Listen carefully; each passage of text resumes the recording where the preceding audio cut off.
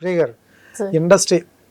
ఇండస్ట్రీలోకి గతంలో ఉమ్. ఇంకో అమ్మాయిలు పంపించాలన్నా లేకపోతే కొంచెం ఇబ్బందులు ఉండేవి. పర్లేదా ఇటువంటి కొంచెం మంది, నాట్ ఓన్లీ ఇక్బాల్ గారు కదా, వెనక బ్యాక్ మీరు చేసిన సినిమాల్లో కానీ ఫేసెస్ అమ్మాయి వచ్చింది అనేటప్పటికి చూసే కళ్ళు వేరుగా ఉంటాయి. Yeah obviously. వాళ్ళు చూసే కొంచెం మంచి వాళ్ళు పాజిటివ్ పీపుల్ ఉంటారు, 90% ఉంటే నెగిటివ్ పీపుల్ ఒక 5% ఉంటారు. ఎక్కడైనా ఉంటారు. అది నాట్ ఓన్లీ ఇండస్ట్రీ అనేప్పటికీ ఓపెన్గా మాట్లాడతారు కాబట్టి, కలర్ఫుల్ ప్రపంచం కాబట్టి. ఏమన్నా ఫేస్ చేసే సందర్భాలు ఉంటాయి. ఈ రాంగ్ మెసేజ్లు పెడతా ఉంటారు సాయంత్రం పూట, మీరు బాగున్నారండి, మీరు జాస్పర్ అండి ఇట్లా పెడుతుంటారు. ఇటువంటి ఏమన్నా ఫేస్ చేశారా? యా స్టార్టింగ్ లో ఫేస్ చేశాను ఒక 2-3 ఇయర్స్ వరకు. అండ్ దాని తర్వాత అంటే పెద్ద బ్యానర్స్ పెద్ద ప్రొడక్షన్స్ చూస్ చేసుకోవడం చేశాను నేను.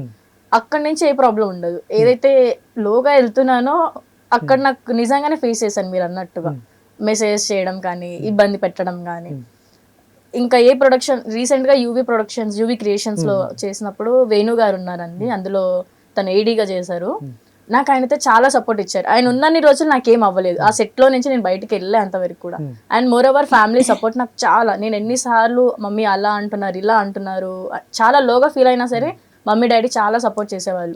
ఎప్పుడు ఏడ్చినా సరే ఏం కాదు, ఎలిఫెంట్ రోడ్ మీద నడుస్తుంటే బయట కుక్కలు అన్ని చూసి అరుస్తాయి, నువ్వు కూడా అలానే అనుకొని వెళ్ళిపో అమ్మా అనేసి చెప్పేవాళ్ళు.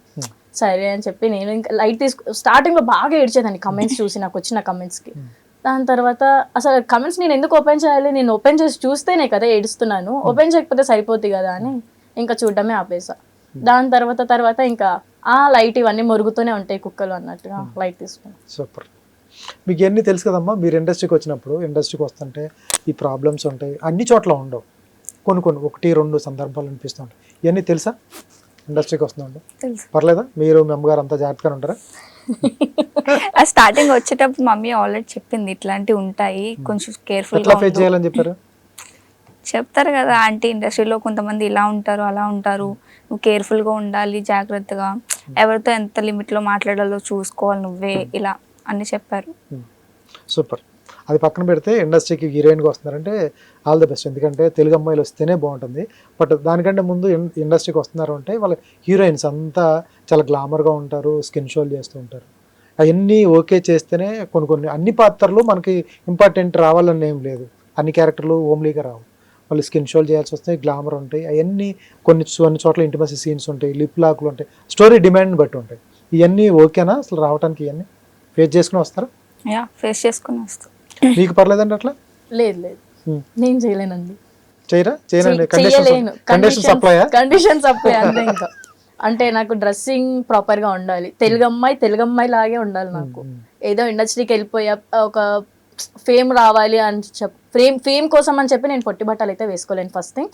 And second thing, cinema demand చేస్తే ఏదో హగ్ వరకు కిస్ వరకు యాక్సెప్ట్ చేయగలుగుతానేమో, కానీ ఆ లిప్ లాక్లు అవన్నీ అయితే చేయలేను. స్టిల్ ఇప్పటివరకు అయితే చేయలేదు, దేంట్లో కూడా చేయలేదు. And more over jeans tops అయితే వేసుకున్నాను, కానీ ఎక్కడ కూడా స్కిన్ షో ఆఫ్ చేయడం కానీ అలాంటి వల్గారిటీ కానీ ఇక్కడ ప్రెసెంట్ స్టిల్ ఇంతవరకు అయితే చేయలేదు, చెయ్యను కూడా. ఫర్దర్ గ్లామర్ ఫీల్డ్ లో నేను ఈ చేయను అంటే ఎట్లా కుదురుతుంది? యా పర్లేదు, నాకు ఆపర్చునిటీ రాకపోయినా పర్లేదు, కానీ నేను అలా చేయలేను. మంచి బ్యానర్, పెద్ద బ్యానర్ మీరు అన్నట్టే యూవీ క్రియేషన్స్, మైత్రి మూవీస్, దిల్ రాజు గారితో పెద్ద సినిమా, పెద్ద హీరో, స్కిన్ షో చేయాలి, గ్లామర్స్. మీరు గ్లామరు ఫారిన్ నుంచి వస్తారు, క్యారెక్టర్ అటువంటిది, అప్పుడు ఏం చేస్తారు?